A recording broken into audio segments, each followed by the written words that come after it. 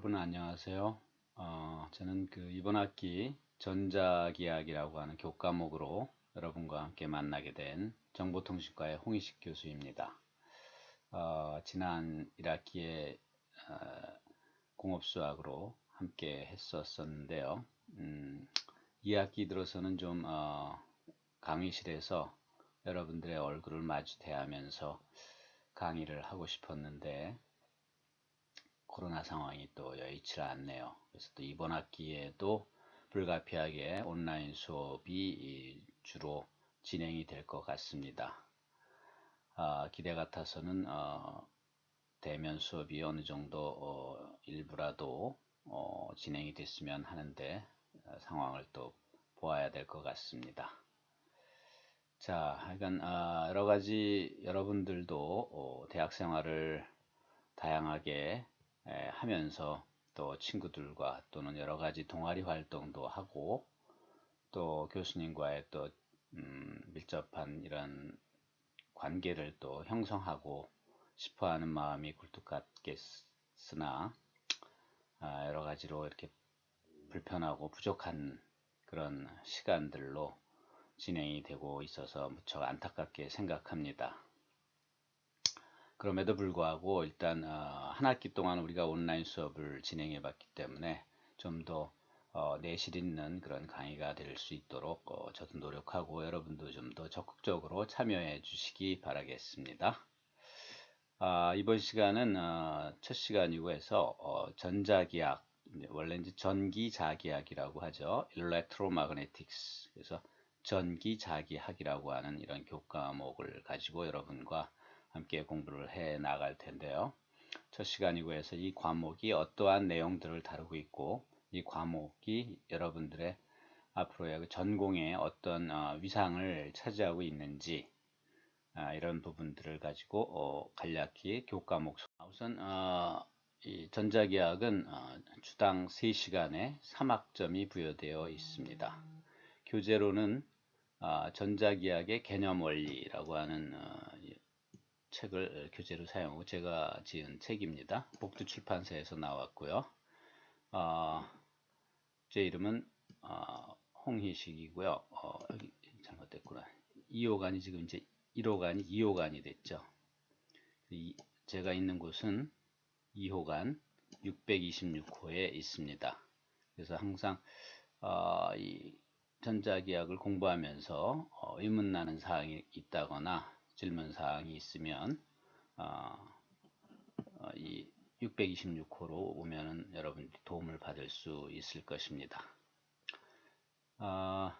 이 전자기학이라고 하는 과목은 제목에서와 같이 전기현상, 일렉트로, 그 다음에 자기현상, 마그네티즘, 요 전기현상과 자기현상을 다루게 되는데 주로 이제 전기장, 자기장을 이제 집중적으로 다루게 됩니다. 이 장이라고 하는 것은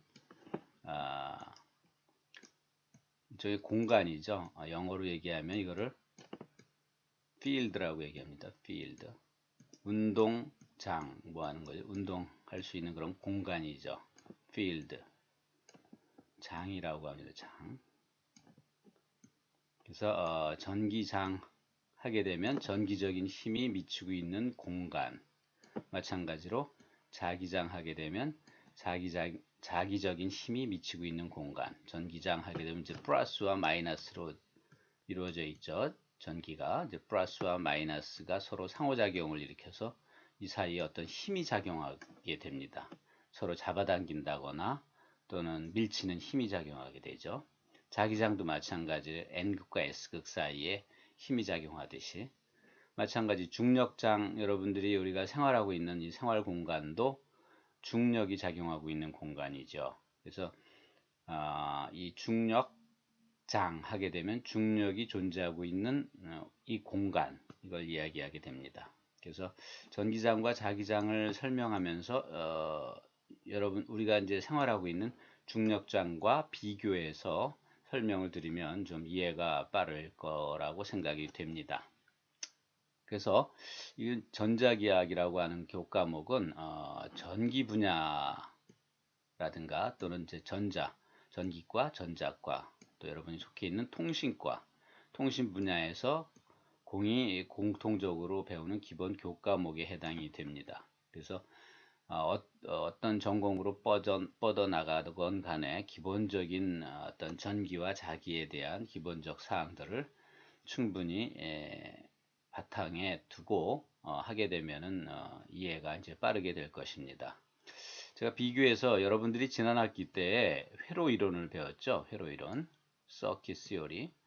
이 회로 이론을 배웠는데 회로 이론하고 이 전자기학을 이렇게 비교해서 설명을 해볼 수 있습니다.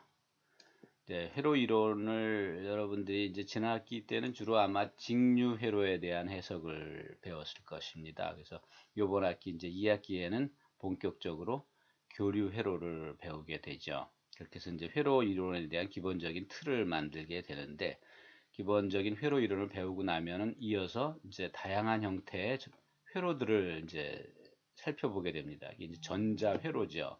예를 든다면 전원 회로라든가 발진 회로, 그 다음에 뭐 변조 회로, 그 다음에 뭐 증폭 회로, 이런 필터, 엽하기 회로, 이런 다양한 기능을 갖고 있는 그 회로들을 공부해 나가게 되죠. 이어서 이제 전자회로를 공부하게 되고, 그 전자회로들을 본격적으로 해석하기 위한 회로망 해석, 이런 교과목들이 이어지게 됩니다. 그래서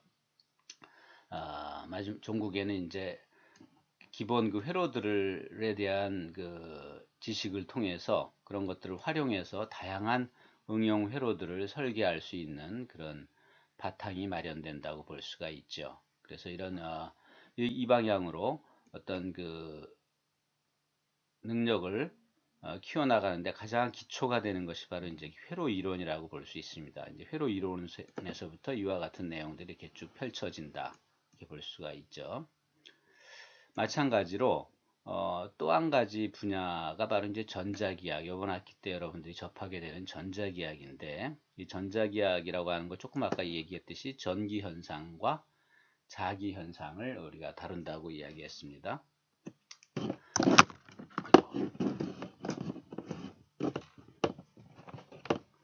그래서 그 전기 현상과 자기 현상을 배운 다음에 이어서 바로 이제 본격적으로 전자파를 이제 이해하게 됩니다. 이 전자장의 주된 내용은 뭐냐면 이제 주로 전자파 해석이 되는데, 전자파 줄여서 이거를 우리가 전파라고 이야기하기도 하죠. 전자파. 이 전자파가 발생되어지는 과정은 전자기학에서 배운 전기장과 자기장이 합쳐서 만들어내는 파가 됩니다. 이 전자파가 되죠. 그래서 여기서는 이제 전자파가 발생되어지는 과정, 그리고 발생되어진 전자파가 공간을 어떻게 퍼져나가는지에 대한 내용들을 집중적으로 살피게 됩니다. 전자장에 대한 설명과 함께 이어서 이제 이 전자파에 대한 이해가 어느 정도 형성이 되면 그 전자파를 활용해서 다양한 형태의 응용 교과목이 이어지게 됩니다. 그래서 예를 들어서 뭐 안테나 공학이라든가 이어서 뭐 이동통신 또는 무선통신, 모바일 커뮤니케이션에 관련된 그런 교과목들을 이어나가게 되는 것이죠. 그래서 크게 이제 전공을 두 부류로 나눠볼 때, 전자기학 쪽은 이제 필드 시어리라고 얘기하고, 아까 장이론이라고 해서 필드 시어리, 장이론이 되는 것이고, 회로 이론은 이제 서킷 시어리가 됩니다. 회로. 그래서 두 가지 형태로 이제 전공에 관련된 부분들을 이렇게 공부해 나가는데, 절묘하게도 이제 전자기학과 회로 이론에서 나온 그 결과들을 이렇게 비교해 보면 상당한 상호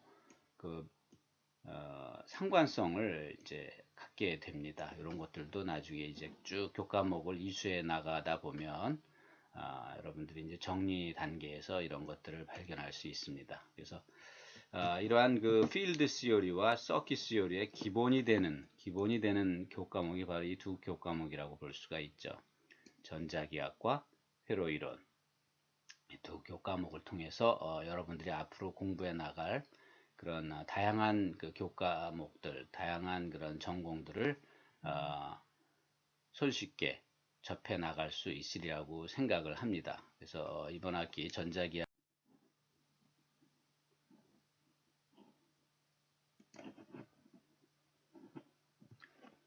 자, 그럼 이어서 전자기학의 전반적인 내용을 한번 살펴보도록 하겠습니다. 우선 전자기학을 크게 이렇게 네 부류로 한번 나눠 봤는데요. 우선 처음으로 전자기학 이론에 들어가기 전에 책의 1장에서 이제 벡터에 대한 이야기 그리고 좌표계에 대한 내용을 좀 먼저 살펴보고 본격적인 전자기학 내용으로 들어가게 됩니다. 책으로 이야기하면 1장의 내용이 되겠는데요. 왜 어떤 이런 수학적인 배경이 되는 벡터나 좌표계에 대한 내용을 집어넣는가 했냐면 우리가 이제 앞으로 배우게 될 이 전기장 집중적으로 배우게 될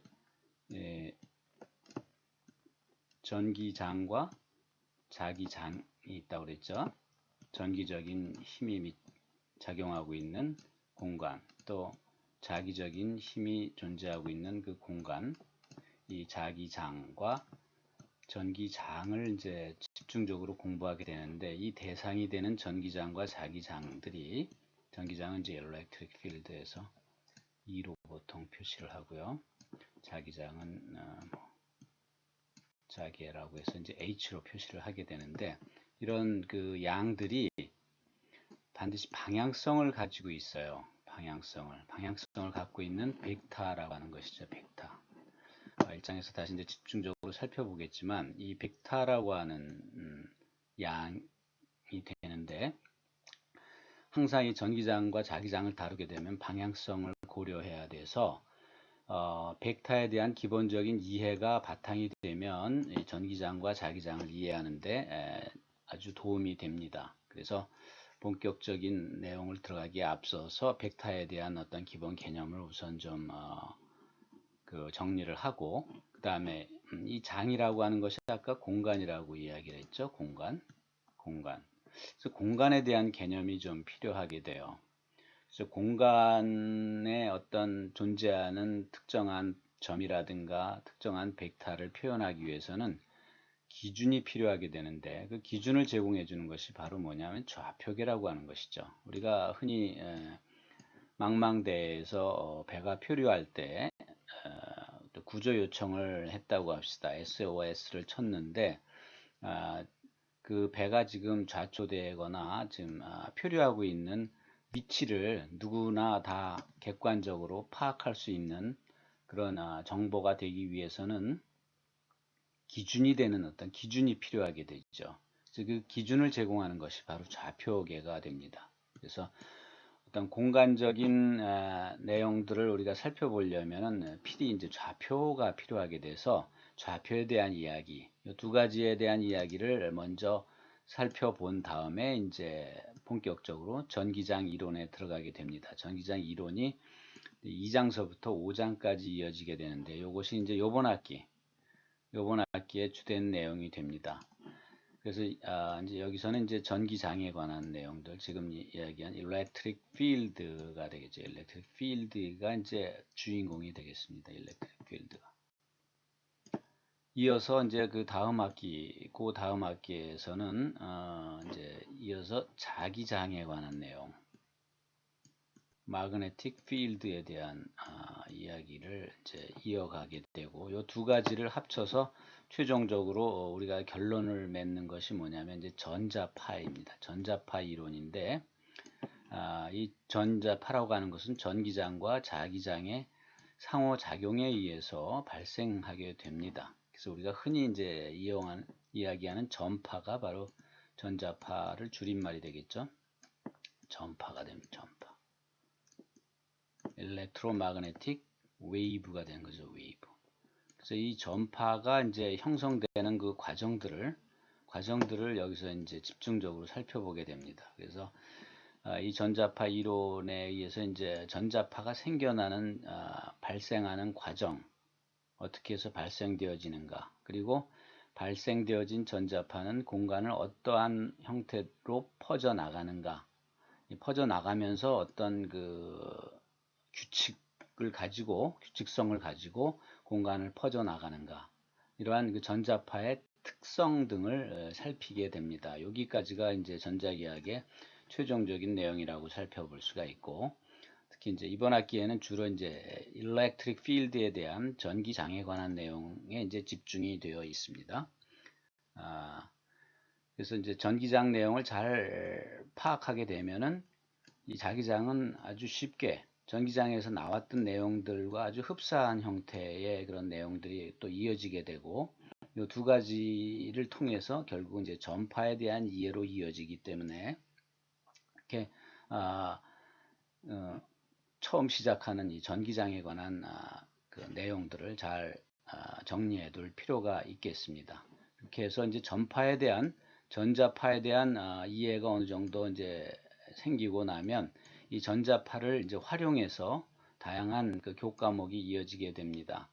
이 전자파는 그 활용 분야가 아주 다양하게 많이 있죠. 우리가 이제 흔히 생각할 수 있는 것은 이제 의료 쪽에도 여러 가지 어떤 신체 측정 장비들, MRI라든가 엑스레이도 마찬가지, X선도 역시 전자파의 일종이니까 이러한 그 의료 계통에 활용이 되어지고, 또는 자원 탐사라든가 토목, 건축, 기타 뭐 다양한 분야의 전자파를 많이 활용하게 됩니다.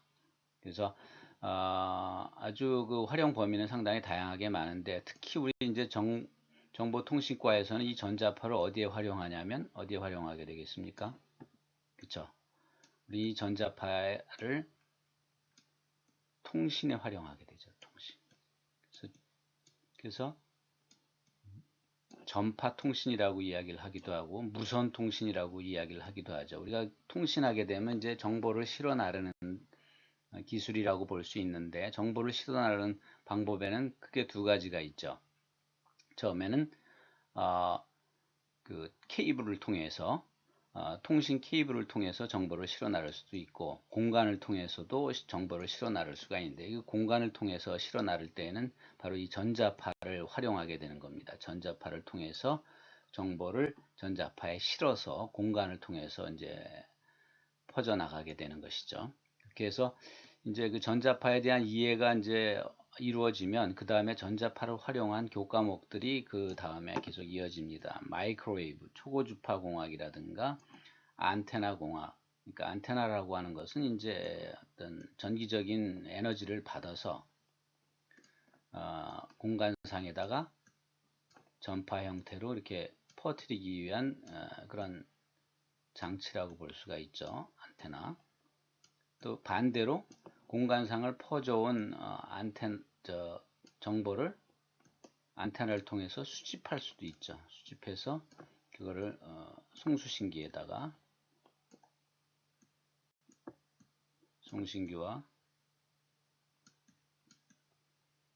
수신기에 그 정보를 제공할 수가 있게 되는 것이죠. 그래서 이 안테나라고 하는 것은 송신 안테나, 수신 안테나 동시에 그런 역할들을 하게 되죠. 그래서 안테나에 관련된 그런 교과목이 또 이어지게 되고, 이어서 모바일 커뮤니케이션, 이동통신 시스템이나 뭐 새터리트 커뮤니케이션, 위성통신 시스템 같은 이런 응용 교과목이 계속 이어지게 됩니다. 그러니까 이런 여러분들이 속해 있는 지금 무선정보통신 전공이죠. 여러분들이 이 무선정보통신을 전공하기 위한 일종의 기본적인 베이스를 제공하는 것이 바로 전자기학이다. 이렇게 결론 지을 수 있죠. 다시 말해서 우리가 등산을 하는데 그 정상을 정복하기 위해서 우선 베이스 캠프를 치게 되죠. 그 베이스 캠프에 해당한 것이 바로 무선정보통신 전공의 베이스 캠프는 바로 뭐가 되냐? 전자기학이다. 이렇게 볼 수 있습니다. 전자기학에 대한 내용들을 잘 정리를 한 후에 이제 다양한 응용 교과목들로 이어지게 된다. 이렇게.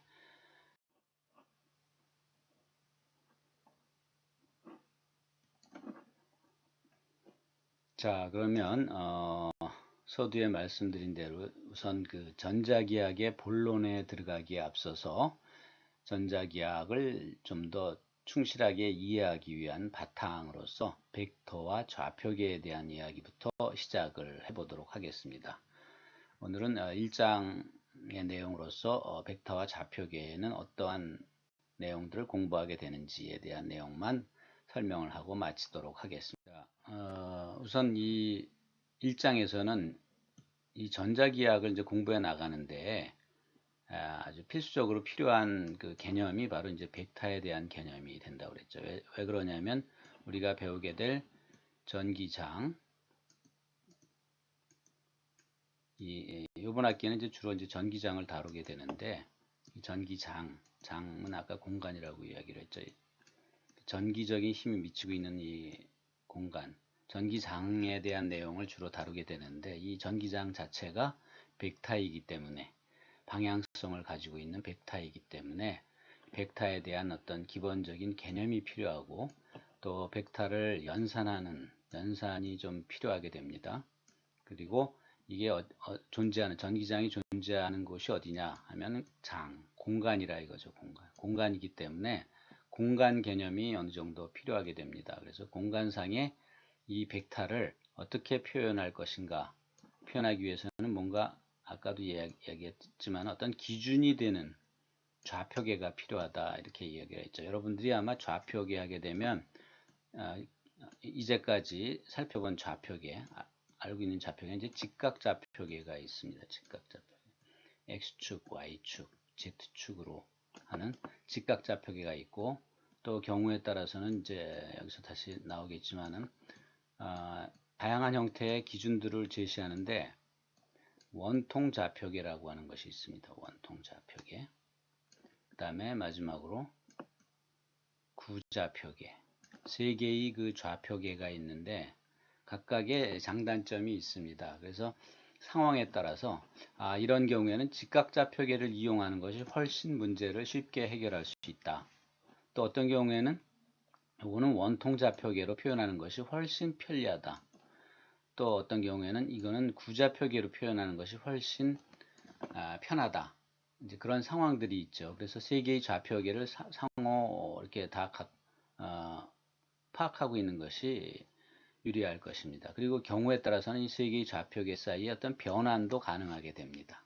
이런 내용들을 1장에서 살펴본 다음에 이제 2장서부터 본격적으로 전기장 이론에 들어가도록 하게 됩니다. 그래서 학습 내용을 보면 우선 벡터에 대한 어떤 표현을 한번 살펴보고요. 수학적으로 어떻게 표현이 되는가.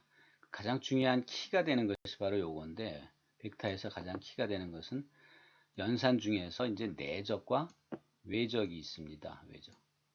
연산하면 더하기 빼기 곱하기가 있는데, 이 곱하기에 두 가지 곱하기가 있어요. 내적과 외적. 이것은 두고두고 전자기학뿐 아니라 다른 교과목이나 또는 아니면 다른 학과에서도 이 내적과 외적 개념을 아주 유효적절하게 이용을 하게 됩니다. 그 이유는 그 내적과 외적이 갖고 있는 어떤 물리적인 의미가 아주 깊이 포함되어 있기 때문에 그걸 이용하게 되는 것이고, 또 이걸 우리가 이제 직접 사용하게 되면은 연산하는 방법들을 우리가 살펴봐야 되겠죠. 그래서 이런 것들에 대한 내용이 이제 벡터의 주가 되는 내용들이 될 것이고, 그 다음에 이어서 이제 전기장이 존재하는 이 공간에 대한 이해를 하기 위해서는 이제 그 전기장을 공간 벡터 형태로 표현을 하게 되는데, 그렇게 하려면은 뭐가 필요하느냐?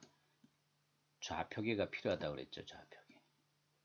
그래서 이 좌표계가 어떻게 구성되어지는지, 이런 부분들도 상당히 이제 중요한 그 부분이 되겠습니다.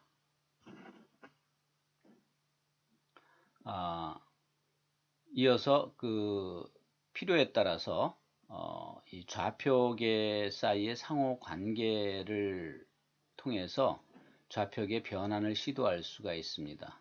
필요할 때마다 이제 예를 들어서 직각좌표계를 뭐 이렇게 원통 좌표계로 변환한다든가, 또는 원통으로 표현된 거를 직각으로 변환한다든가, 또는 직각을 구의 형태로, 또 구를 직각의 형태로 이렇게 변환할 수 있는 그런 변환 관계에 대해서도 살펴보도록 하겠습니다.